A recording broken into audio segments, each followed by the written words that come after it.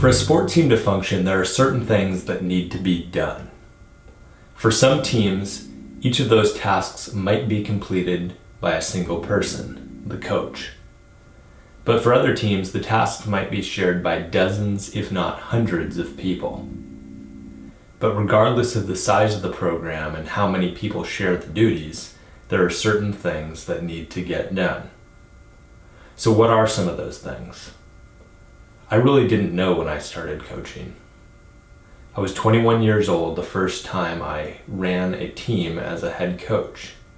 Carpinteria High School, which is located in a little beach town just south of Santa Barbara, California, needed a coach quickly.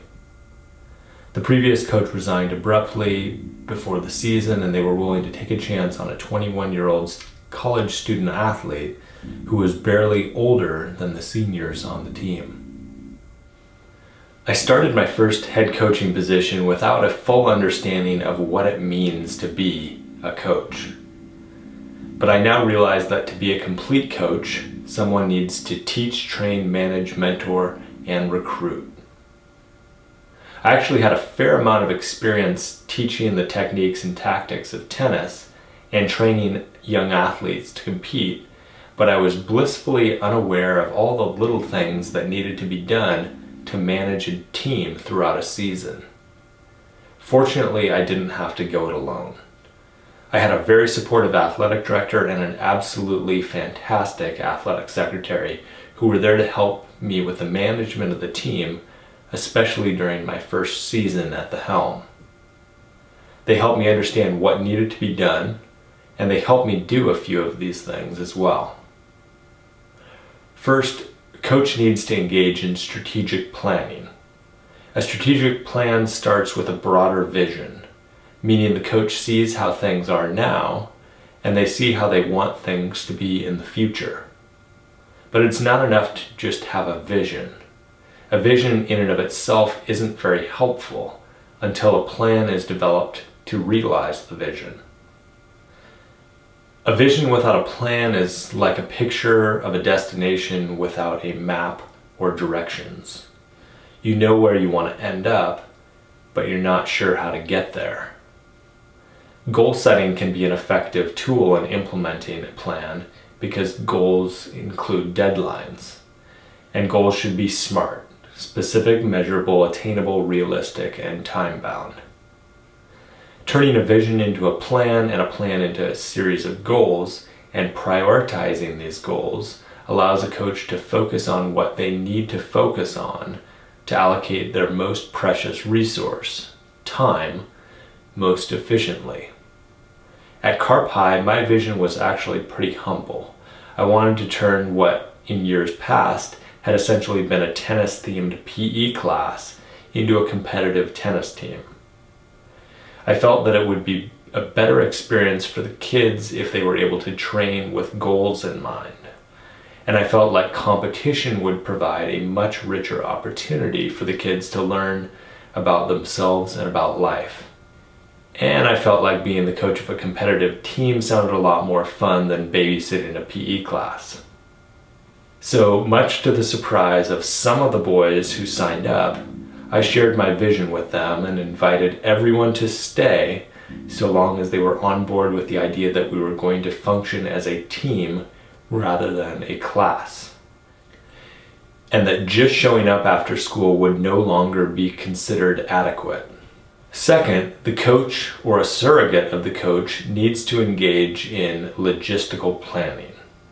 This includes the scheduling of training sessions and making sure the facilities are available and will be secured, set up, and maintained appropriately, and making sure that the logistics of transportation have been addressed to ensure that the people and equipment will be where they need to be when they need to be there. For our tennis team, transportation involved me recruiting a college classmate to help me pick up 2 Suburbans from the district office, which we used to drive the team to away matches. But in other situations, such as a D1 football program, transportation would look quite different. But somebody would need to arrange for the buses as well as the police escort, but in that situation it probably wouldn't be the head coach. Great coaches pay attention to important details, and practice times can be one of those details. Most humans are least energetic from 3 to 5 p.m. This is just how human circadian rhythms work. At Carpi, I didn't really have any choice as to when practices would be. They started 15 minutes after the closing bell rang and stopped 15 minutes before the activity bus left the school. But if we had the flexibility of a college program, it might have been better for training sessions to be scheduled in the morning when athletes are most alert and focused. I did have some influence when it came to scheduling matches. In years past, the tennis team was more of an after-school PE class, so there weren't any matches scheduled. So when I asked the athletic director to see a copy of the schedule, he gave me a blank look. So we scheduled matches with teams that were in the same league as Carpi and other sports like baseball, softball, football, and basketball. We couldn't be too choosy when it came to scheduling, but scheduling competitions can involve a lot of strategy. A team might decide to play games against mediocre opponents to inflate their win-loss total or build confidence in their team toward the beginning of a season. Or they may schedule more difficult opponents to help their program improve faster or gain an advantage going into postseason play. Or a team might schedule competitions against larger, wealthier, more talented teams in the hope of a larger payday to help fund the program. But whatever the strategy employed, somebody needs to take care of scheduling. Sometimes this is the coach, sometimes it's an athletic secretary, the athletic director, or an athletic conference. But scheduling is something that needs to be done, and scheduling is an important detail that coaches should be involved in to the extent that they are able. Coach K, for example, is especially strategic about scheduling Duke basketball games.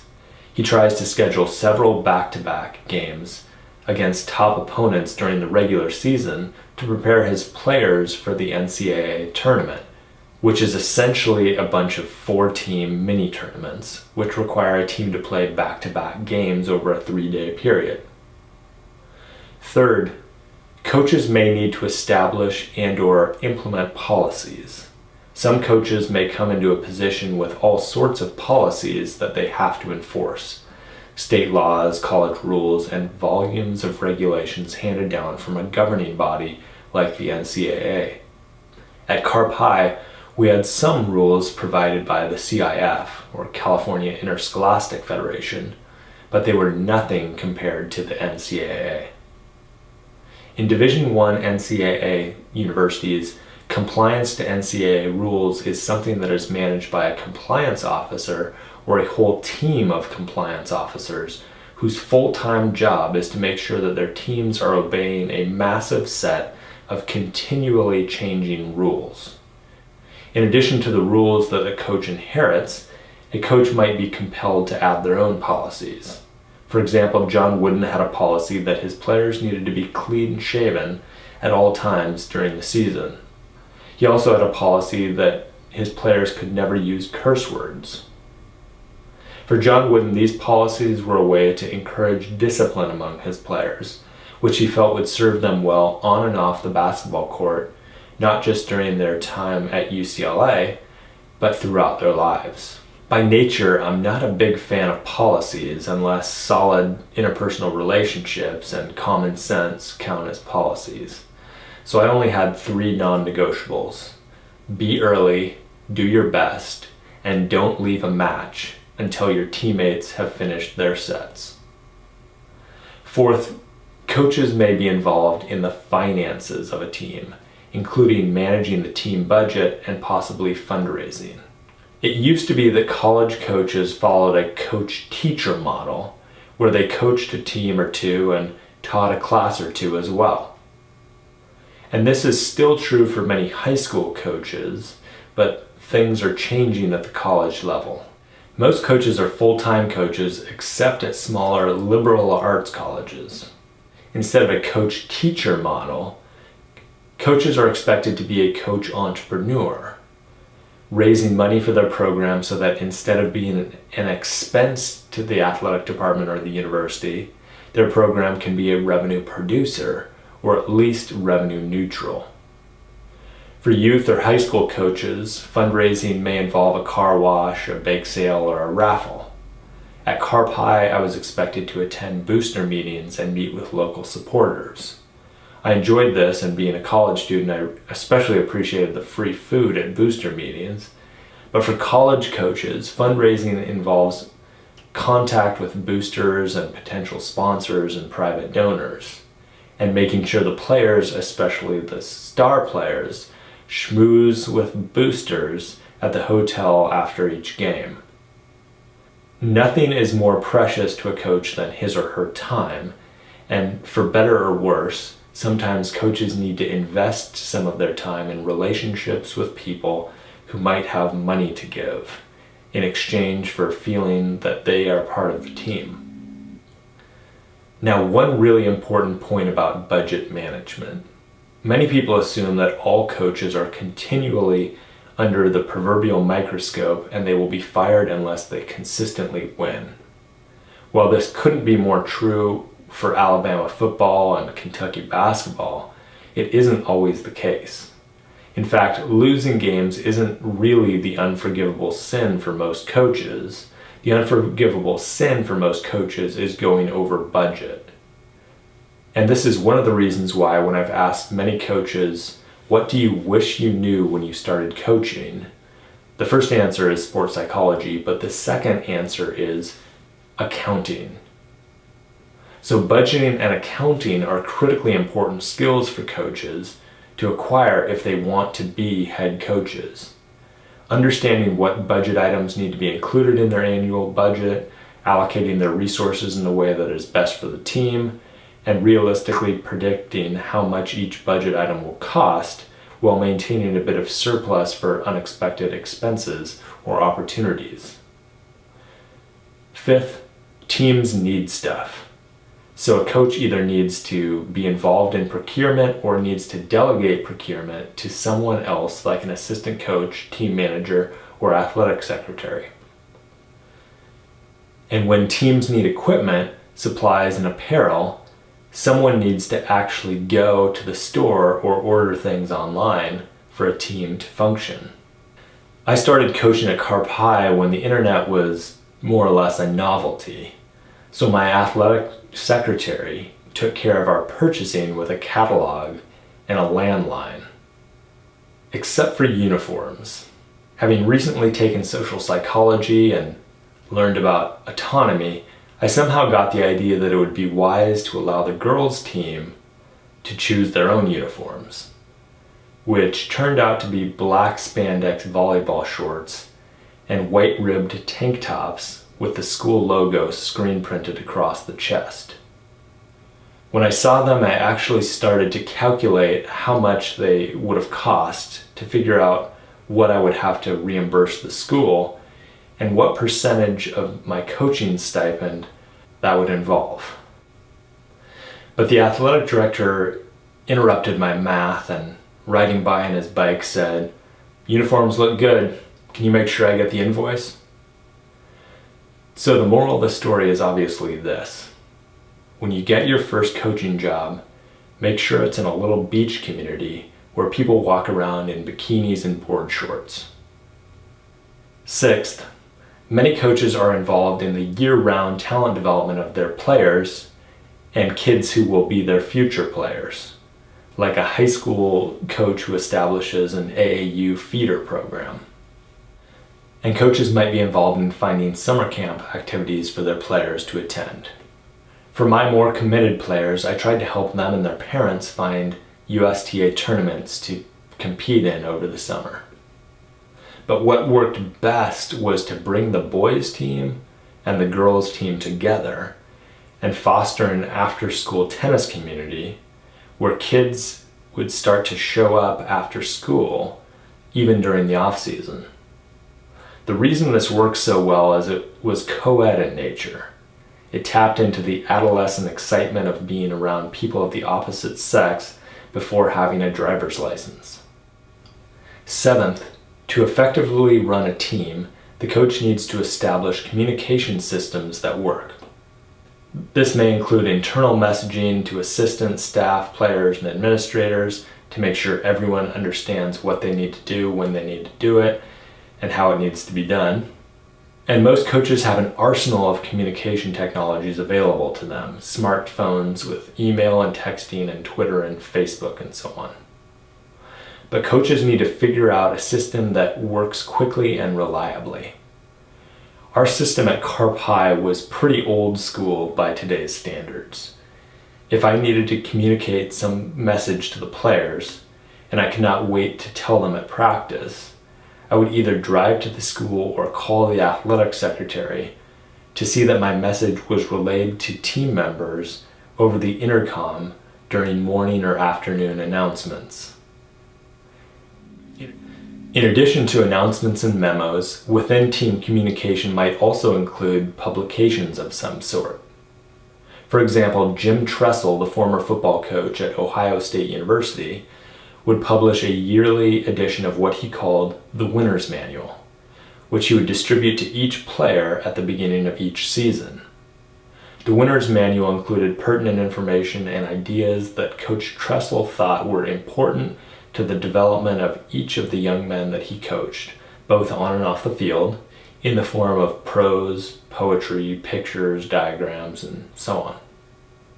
John Wooden used a team manual early in his coaching career, but later opted to give his players a little at a time, one poem or a picture or story, rather than all of the information, so as to not overwhelm his players with a massive volume.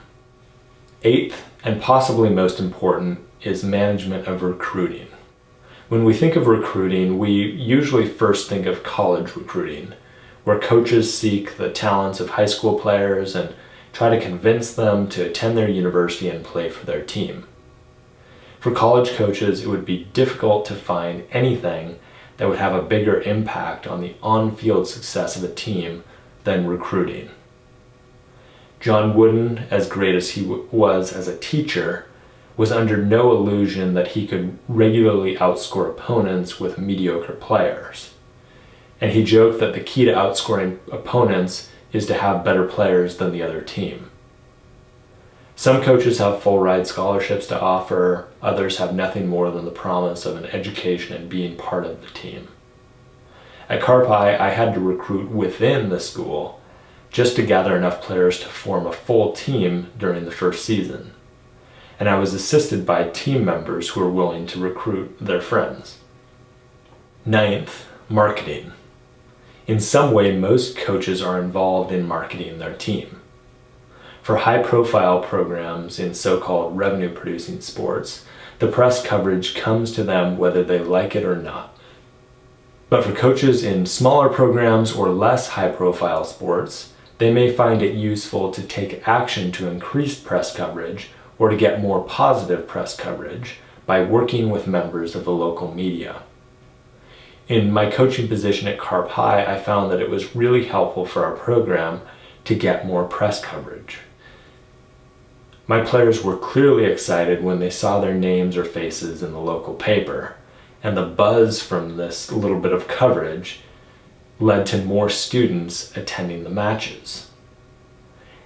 And this helped fulfill part of my vision, to create something that the players would be proud to be a part of.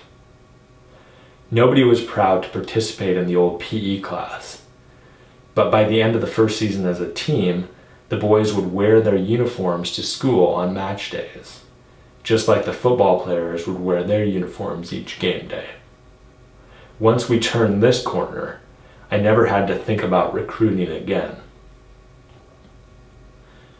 Running a team took some getting used to, even after having taught tennis lessons for several years. And it can be challenging to do all these little things more or less on your own. And I certainly didn't provide a complete list of all the things like record keeping that need to be done or delegated to run a team. But I think you get the idea.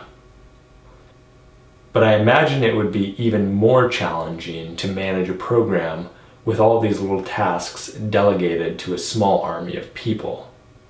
because when they call you coach, the buck stops with you. Coaching can be a big responsibility, but I hope that some of you will experience the joy of hearing a smiling player or former player roll down the window and say, "Coach," as you walk through town.